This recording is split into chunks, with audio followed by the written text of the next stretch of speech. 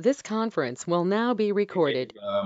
It's all yours. We're all here. Everybody that's present. There is nobody on the other line yet. Nobody's called in from the public.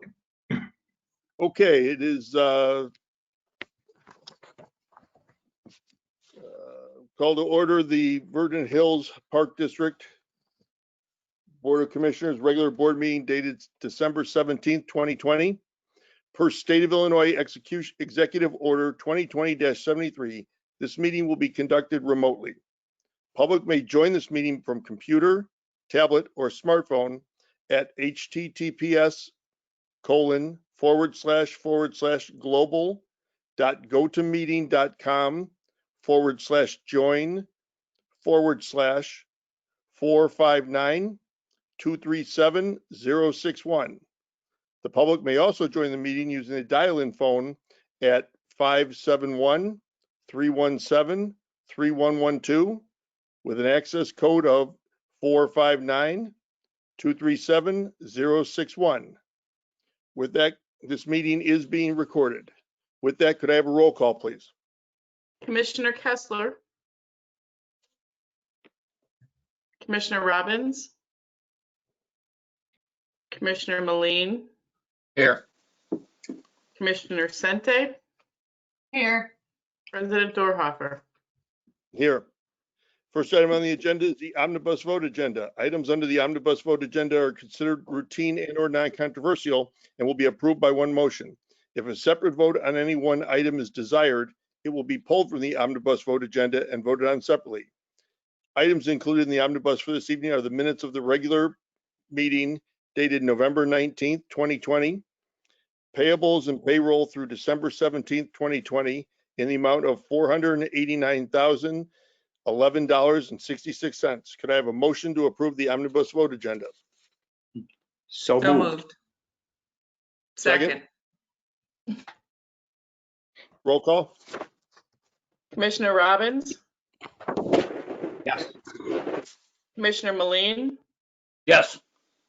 Commissioner Sente, Yes. Commissioner Kessler, Yes. President Dorhoeffer. Yes. Next item on the agenda is financial reports for the period ending November 30th, 2020. Marla, are there any changes to the financial reports as they are currently on?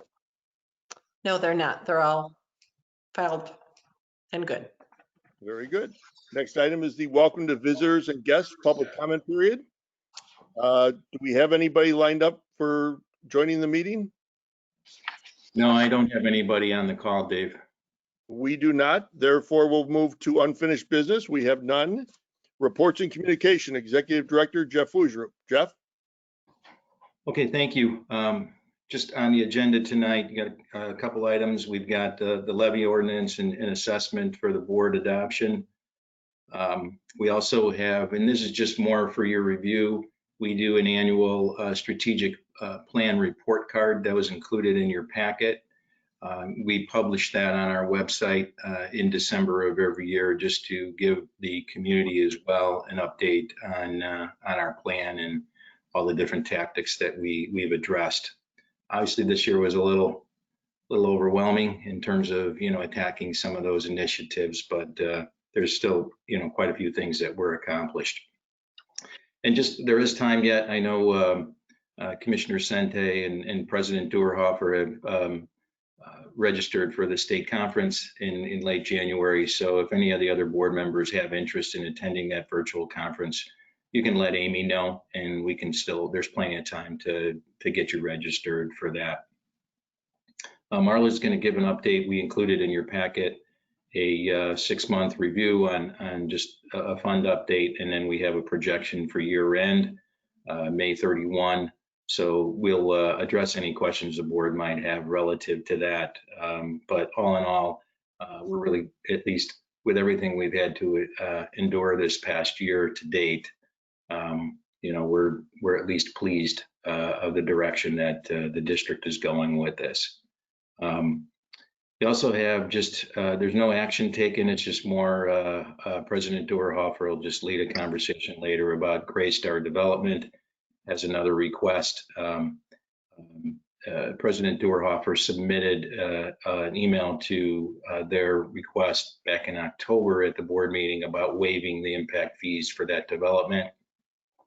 We submitted that. The board was not, and the district was not amenable to any kind of waiver at this time. They've now requested a reduction in waiver and or at least consideration of splitting that donation to us over a period of time and phasing that in over a period of time. So that'll be up for board discussion later. And then we have a list before you of just the facility closures coming up with holidays.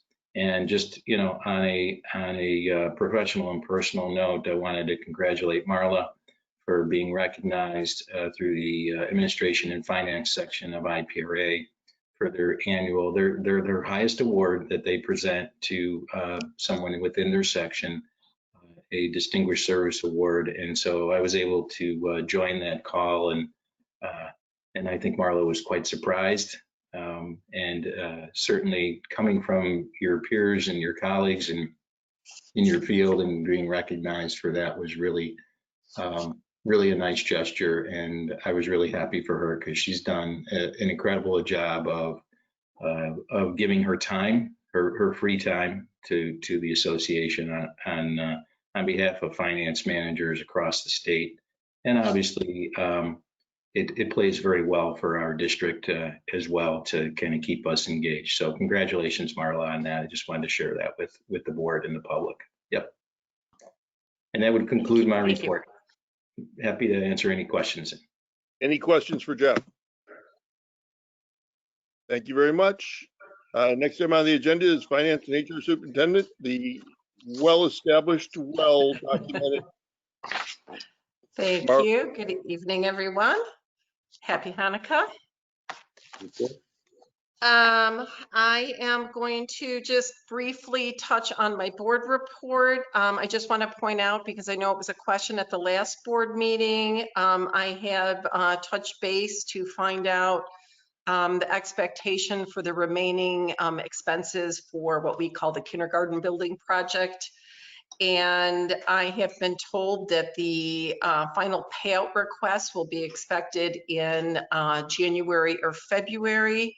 They will probably use up most of the remaining, about $660,000, and any remaining balance after that final payout request will be transferred back to the school district. So our main goal was to have this finished by the end of May, so that it was only in our audit and our financials for one more or through this year, and so that will be accomplished. So we're fine with what they have told us.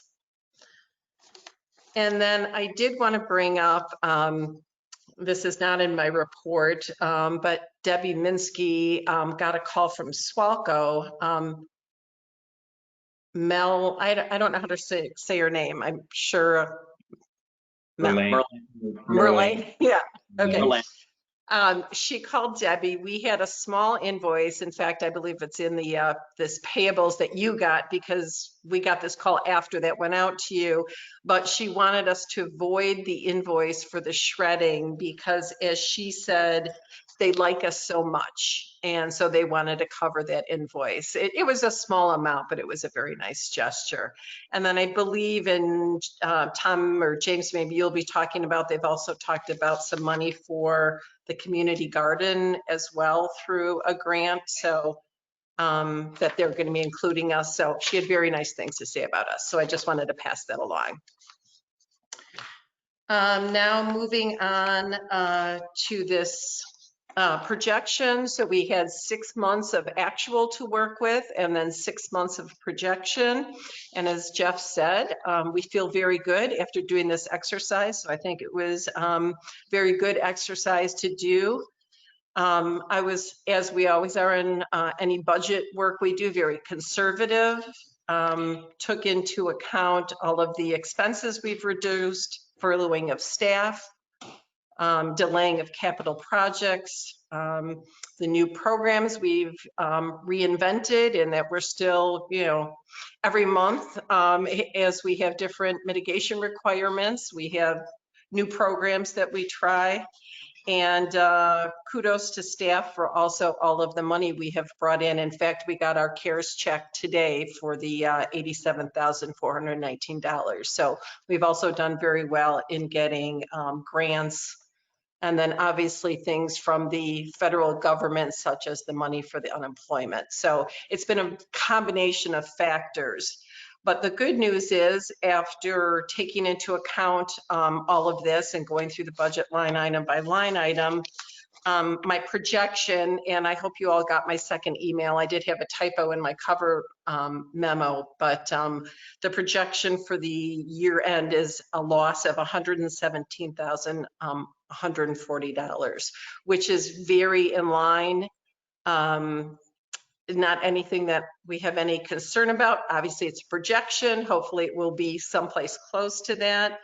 I don't know if you recall, but when we had our first budget meeting for this fiscal year back in February, we actually our original budget was projecting a loss of just under 200,000. We ended up changing that budget once COVID hit, and our revised budget was a positive 131,000. But I feel for when we did that back in May, we knew so little about what was going to happen. So I don't think we're very far off from that. So I think we're looking good. So I will answer any questions people have. Any questions for Marla? Commissioner Robbins? Marla, a few questions. First of all, I'd like to start on the kindergarten building. In the financial statement, we're showing a large amount of $13,700,000 negative in cash and a negative in the fund balance. Shouldn't we put the building on here, and then that would straighten it out and show us with a positive fund balance? We're just showing our actual cash right now. We don't really do financial reports. That will be covered in the audit, but the only thing that we own the building, right?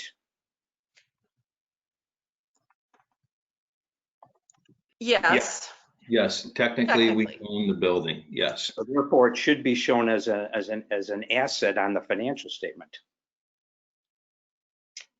That's where, I think if you remember when Lauterbach and Amen came in, we had that discrepancy between this year's audit and last year's audit with Sickage, where the Sickage was telling us, and then Lauterbach came in just back in October and told us that just the complete opposite of that, even though we are the proprietor of it, that we shouldn't be showing that on our. Because it looks, the financial statement looks kind of out of line with a huge negative cash of 13,700,000 and a huge deficit of 10,600,000. Mm-hmm. So where if you put the building on there, that would make it a little more presentable, in my feeling. Mm-hmm. So, I mean, maybe you can check with them on that. It's the balance sheet for the Vernon Hills Park District. Yeah, well, we'll have the same auditor now for 2 years in a row, and we won't have to be adjusting, as Jeff said, for the work that was done from Sickage, and then that will be coming off of our books. So. Okay. My next question is, should we hold back any monies before we give it all back to the school district, in case we have any construction issues or issues in the future, instead of just giving them the money right away, just to hold back for a while? That we've always let the school district take the lead in the approvals. They're really down to just interior expenses, but if they have any punch list items that would come through after we've given the money back, then they would just pay that directly. We won't be on the hook for anything if we give that money back and additional invoices come through. Okay, so now let's go to your budget. Here's my questions. First of all, now we're showing for the first 6 months ended November 30th of 2020, a $2,482,000 profit. The year before, at November 30th, 2019, was $1,532,000. So we're up on $950,000 compared to the period of 11/30/2019. So if we take our profit of $2,482,000, your estimated loss for the year of $117,000, that means we're going to lose $2.6 million over the next 6 months, or $433,000 a month. Well, first of all, that does, it take the first 6 months of the year is when we get our property taxes. And Correct. so that is going to run out now. We have probably one more payment. So where we've had all this money coming in, now money is going to start going out much more quickly, because that was really the basis of our money coming in.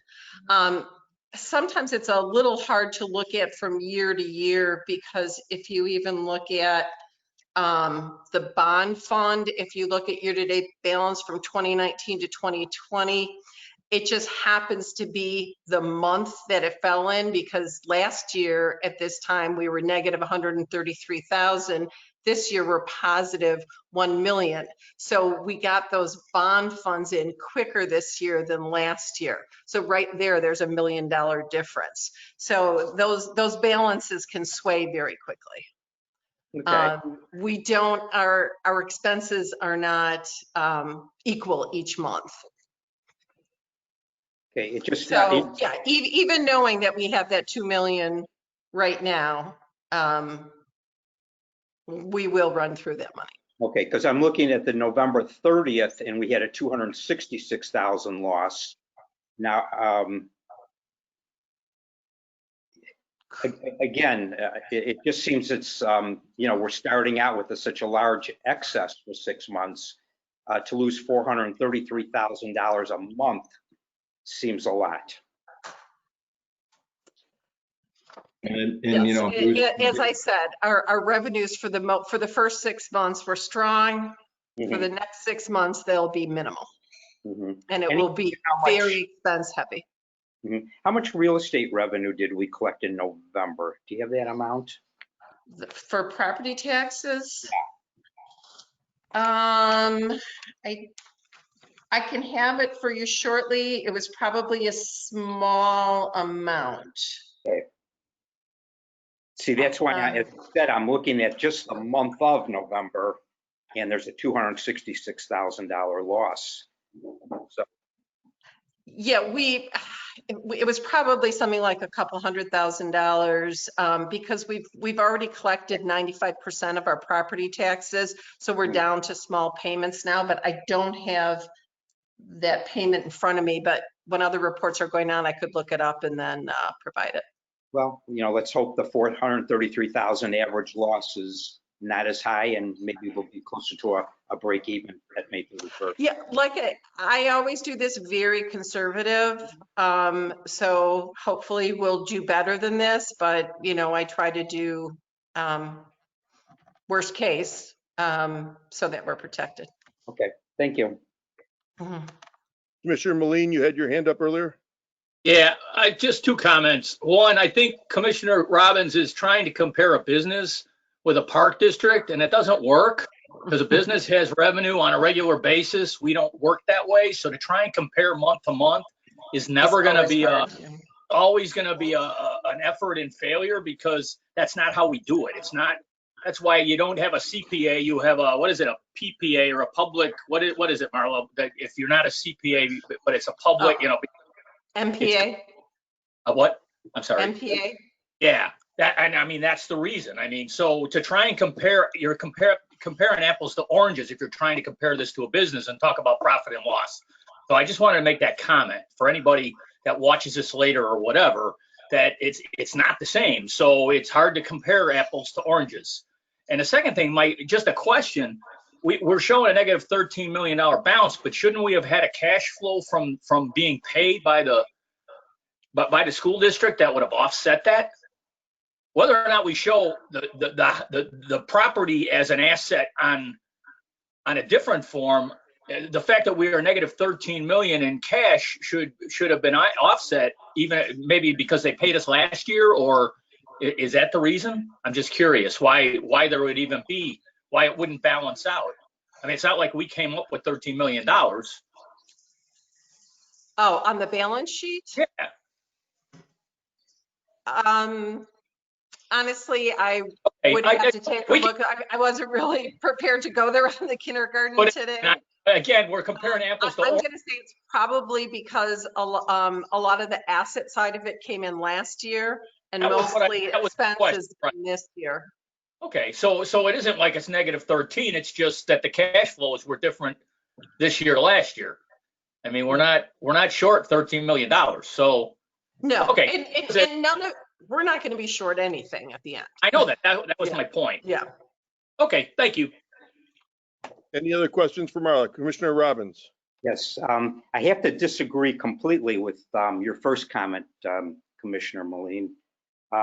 First of all, what I was trying to say is we're starting out for the first 6 months with a $2,482,000 profit. If we're projecting 117,000 loss, whether this is a profit for profit, for profit.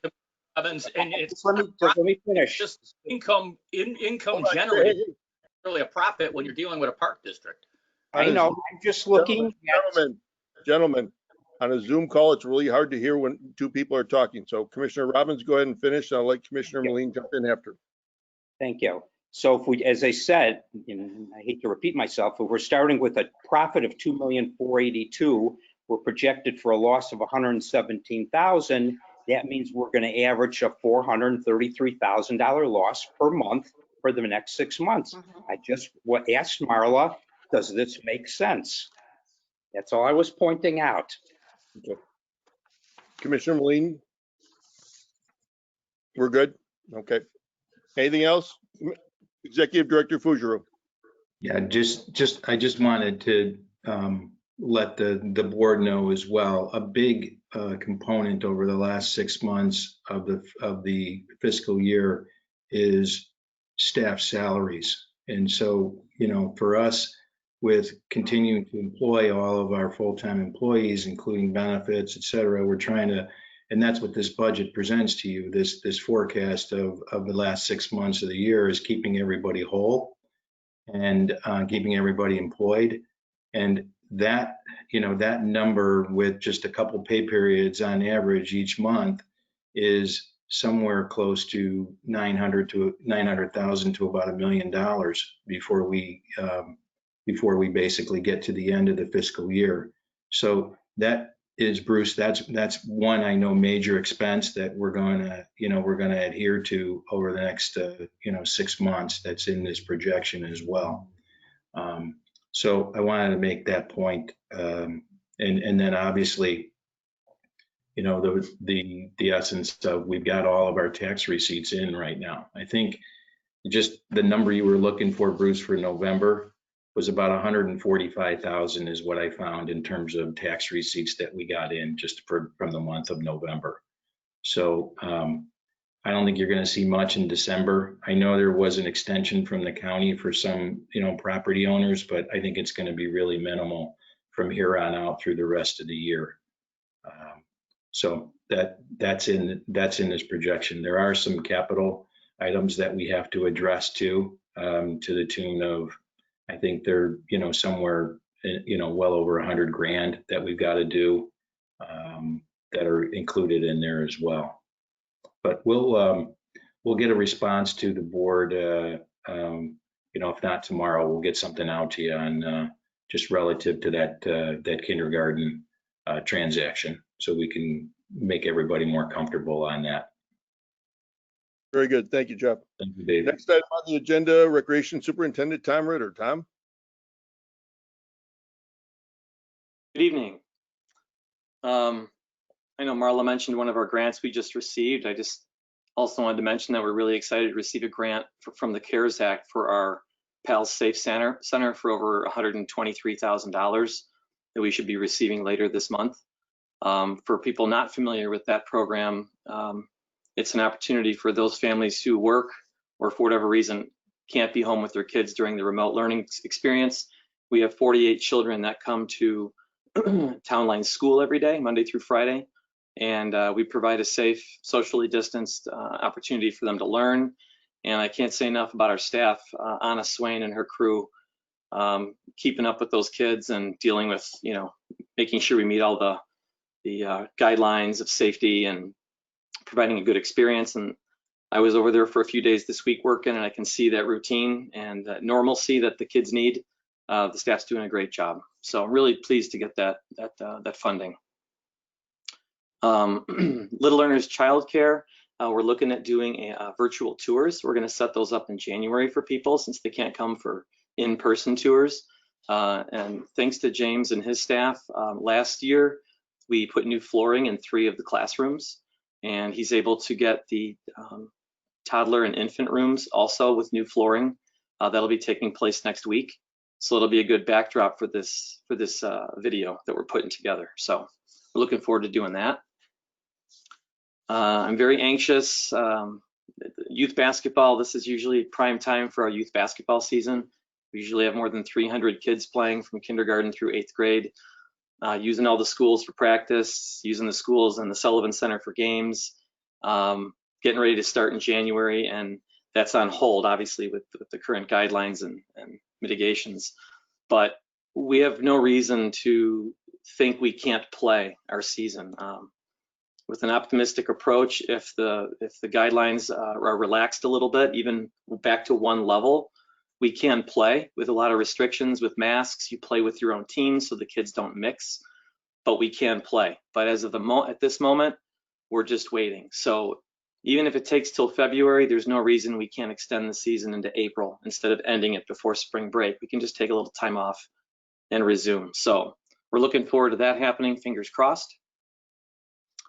With regard to the winter season, as we get closer to sled hill and ice rink season, I just want our residents to know that we're taking a break from the skate rental and concessions going on inside the Century Park Pavilion for the obvious reasons, social gathering, et cetera, et cetera. I did put in my report inadvertently that the bathrooms are open. They currently are not open for the same reasons, but as soon as we can, I know James will unlock that space and provide a space for people even just to warm up for a few minutes. Am I right, James, in saying that there's a portable bathroom out there, or there will be? Yes, there's a portable bathroom right now. Okay, so that's there for you. And we decided to be a collection point for Santa Claus. We'd be the delivery service for some kids who wanted to send a letter, and ended up we had I guess you'll call it a North Pole mailbox out front of the Sullivan Center, and we ended up with about approximately 75 letters that were received. And the last I heard is that through the U.S. Postal Service, Santa will be replying to those kids this weekend. So thanks for all those families that participated in our adventure. And finally, once a year, I like to throw a little statistical information in for the board. I don't plan to go through it in detail unless you have any questions, but just to show some statistical information, basically enrollments, and naturally the summer of 19, which I compare some key programs. I mean, I can't list everything. I just listed some key program areas. It shows we were down about half. Camp was down a little bit more than that. In 2019, we had about 300 kids, and this year we had about 115. It's a different format, but it went very well considering. And then I couldn't compare spring because there was no programming in spring. But the last pretty complete year we had was the winter 19 and winter 20 seasons. So I showed, again, some comparative analysis. Some programs were up, some programs were down. And I also like to let the board and the residents know that we do evaluate our programs on an annual basis. Obviously, you're not going to evaluate and survey everybody for every class. They would just get survey overload. But our general approach is that each recreation supervisor takes a season, and they'll evaluate their programs each season. And so we get full coverage for all our programs. Generally, we put out a survey through Constant Contact, gather the results, tabulate them, and the supervisors provide me a summarized sheet of their analysis. We're always hoping and usually getting an at least 80% satisfaction rate. That's our goal. And if not, we analyze why and make changes or improvements. And if we do reach the 80%, it's still a good guideline, because oftentimes we'll get advice or suggestions from our residents on things they'd like to see done differently. So we're always listening, put it that way. We're always listening to what people want. And that's my report, unless anyone has any questions. Anybody have any questions for Tom? Commissioner Kessler.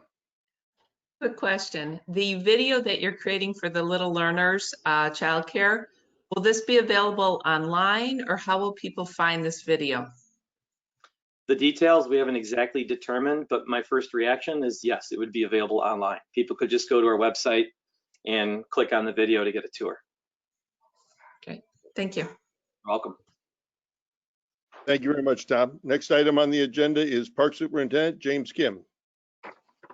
Good evening. I'll start with the grant that Marla had mentioned for the community gardens. We were working with Swalco and through the U.S. Department of Agriculture for using composting in our gardens as part of Lake County and Swalco's circular economy. Really, it's getting a need for composting, using composting, and creating more composting. So it creates its own little circle. Reminder to all of our park patrons that ice is never safe. Please do not enter any bodies of water within our district during the winter months. Many of our bodies of water have not been freezing completely, and so they are not safe enough for ice recreational activities. Our ice rinks are set up over at Century Park North on the basketball court and the volleyball court. The liners aren't put in yet. We are going to wait, especially for the one on the sand volleyball court, for colder weather. We usually have to put water in the liner to keep the liner down so the wind doesn't pick it up. Right now, just having water in it will just create a mess, and we'll have to drain it eventually anyways. Right now, we're not looking to make ice until probably after the Christmas holiday. Things look like they'll get cold around next Saturday. Our Parks Department is shifting some seasonal procedures because of our current situation. We are going to leave out our lacrosse goals, soccer goals, basketball nets, volleyball courts are still up. We have no intention of taking down pickleball and tennis nets anytime soon. When we do have snow, though, we will have to remove the windscreens. They will break and tear down the fence netting if we don't. And just for the public, our playgrounds are open, but please use caution. They are not recommended for use when the surface is frozen. So right now we're kind of on that cusp.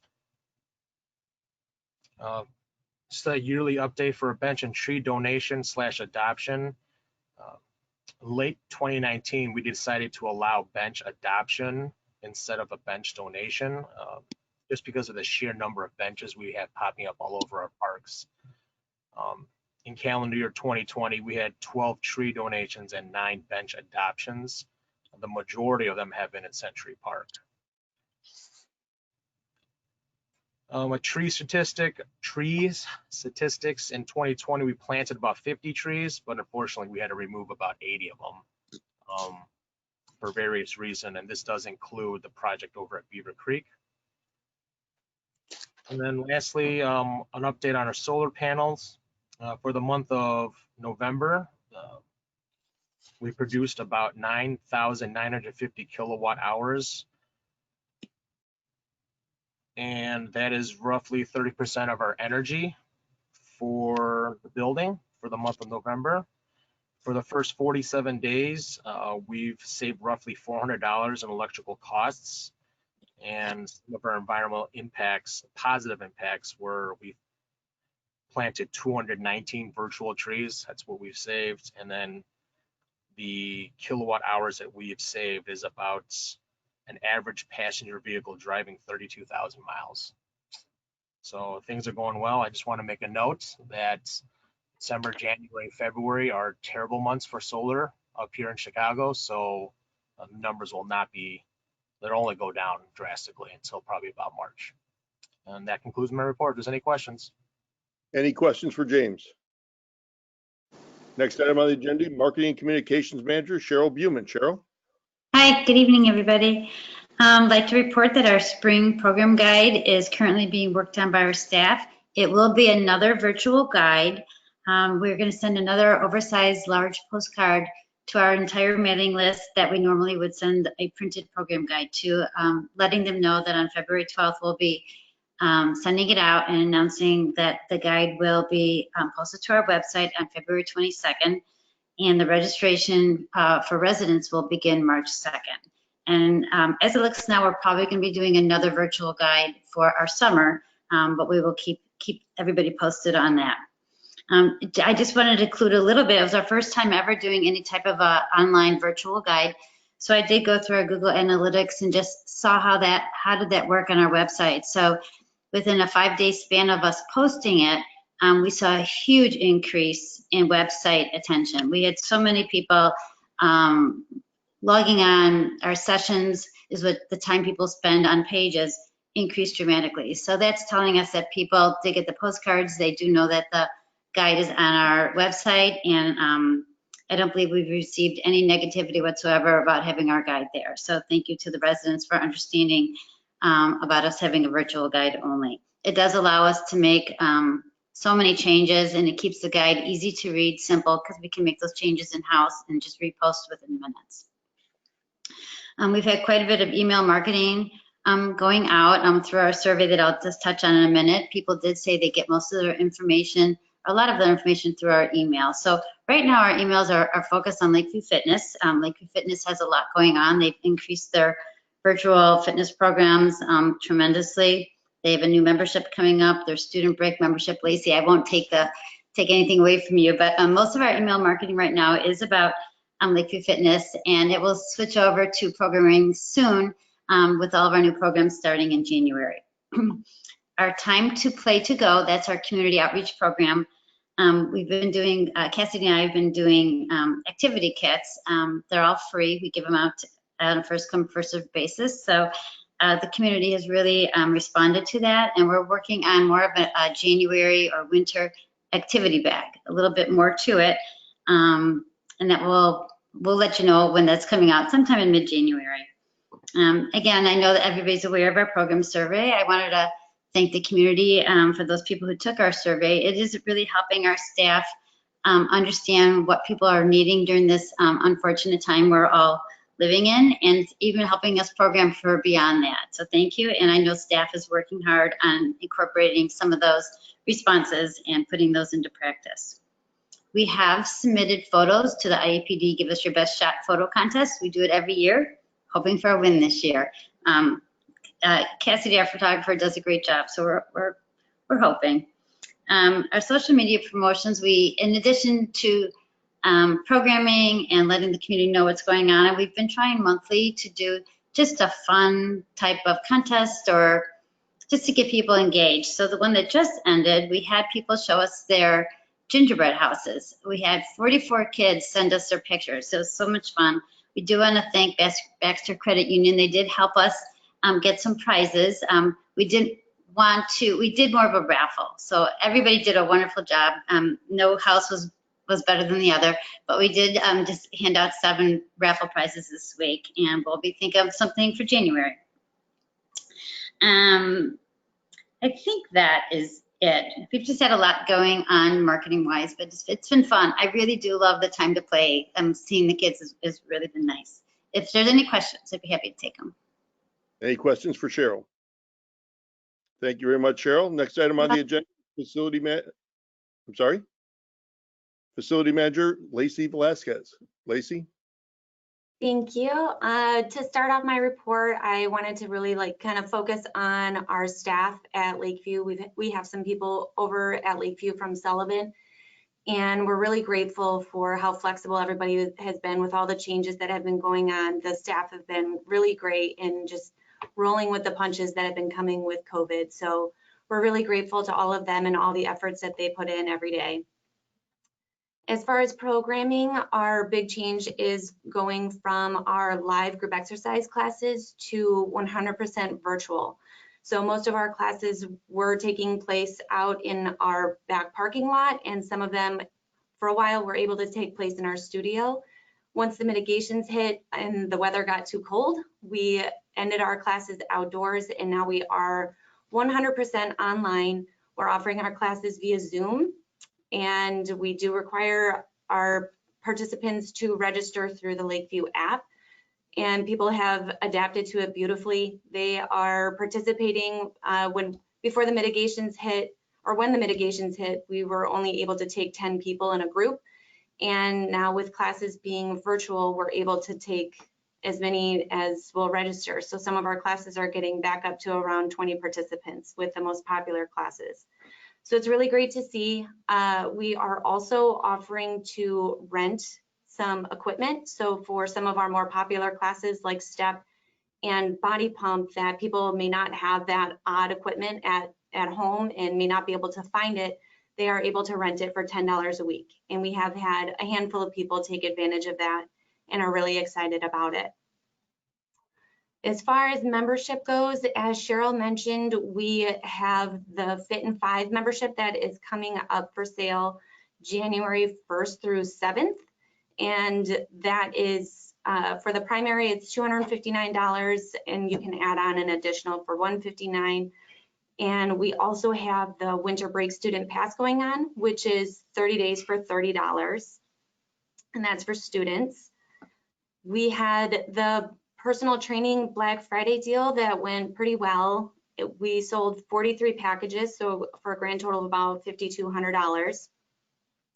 So people were able to purchase that for aquatic personal training, which is something new that we're offering with one of our with our water aerobics instructor, and he's become very popular with that. So people who are taking water aerobics and can't right now are working with him one-on-one.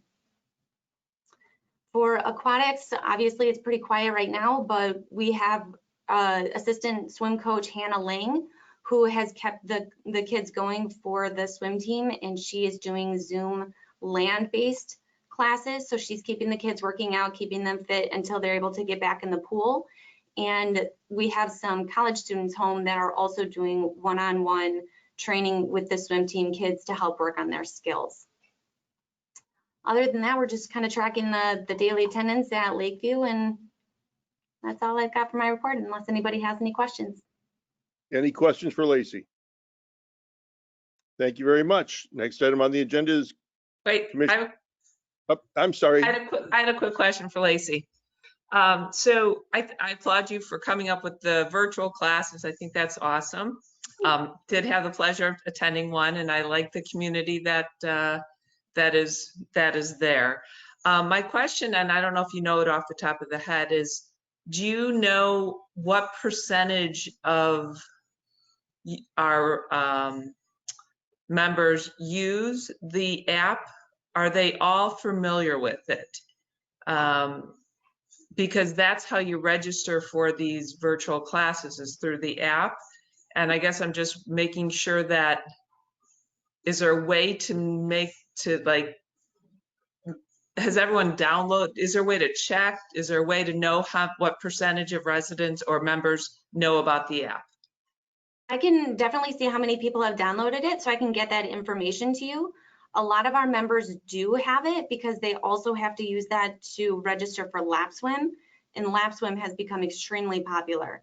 So most of our members who participate in either group exercise or lap swim are familiar with it because that's the only way they can get a spot.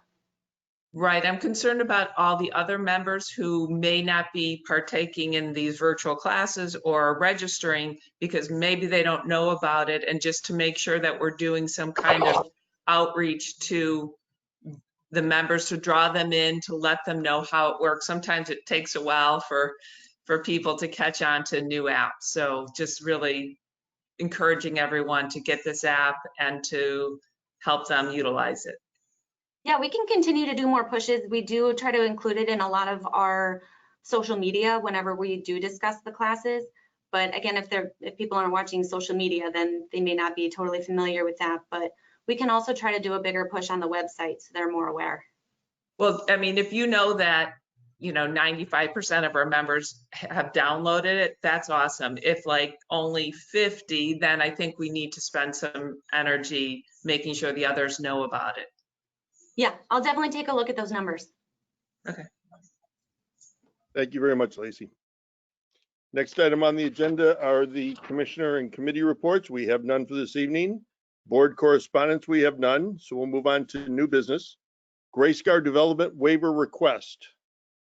Jeff provided a little bit of an update that we had gone back to Graystar and said that we were unable to accept their request for a reduction in cost.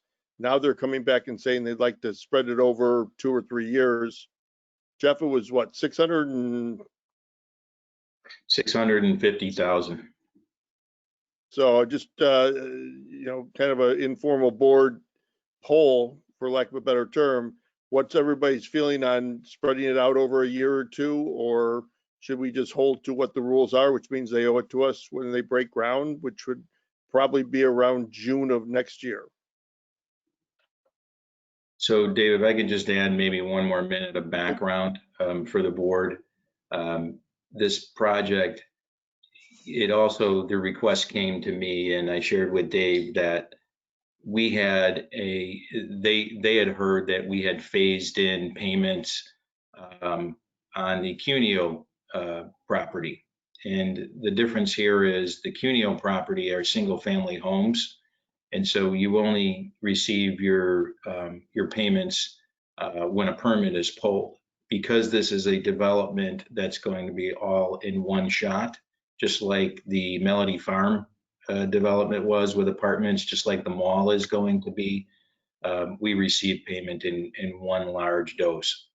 So the other thing too I wanted to find out was, that the project cost on this is estimated at $32 million.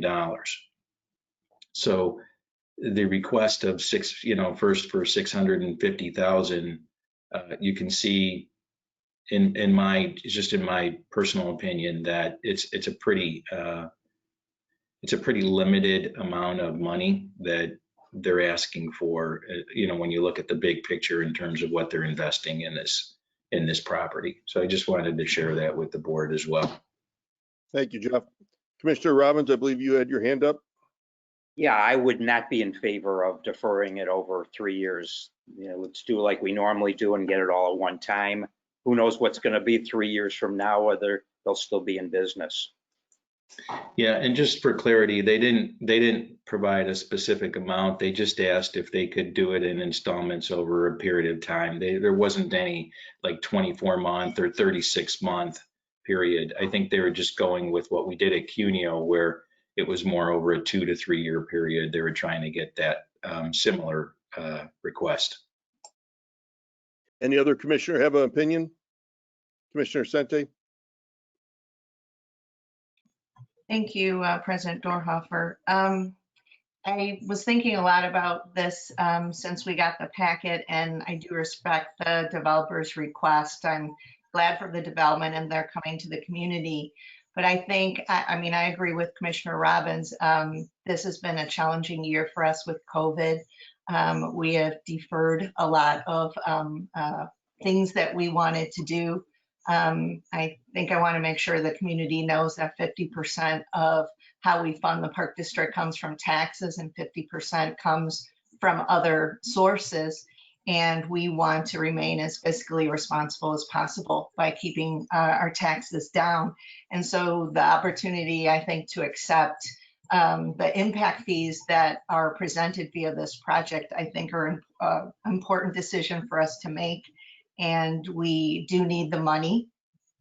We deferred some maintenance and ongoing safety of our assets that this money would come in very handy for. So I would be supportive of taking the entire amount and not staggering it. Thank you. Commissioner Kessler, did you have your hand up? I did. It is a difficult decision. I would like to help out as much as I can any other business coming into our community. Do we run, my question, I guess, is more, my comment is more of a question. Do we run the risk if we stagger it and something happens, do we then lose it? Is there any guarantee? Is there any, if we had it over 2 years, would it be helpful? And are we guaranteed it? So yes, you're guaranteed the money. It would be, if you're going to stagger it, you're going to have to put some kind of formal agreement, legal agreement in place with the developer to make sure that your proceeds do come. And you can specifically cite within that agreement when you want those proceeds to be delivered. And then that would have to be shared with the village as well. So the community development officer would have to make that clear to the developer when they pull their permit that this is the park district's wishes, and then we would have to have that before them. So, I mean, and if we went down that path, if we did, I would want to make sure that they also covered any legal fees and any extra costs that we need to incur in order to make this accommodation for them. But I see Carol and Bruce's point, and I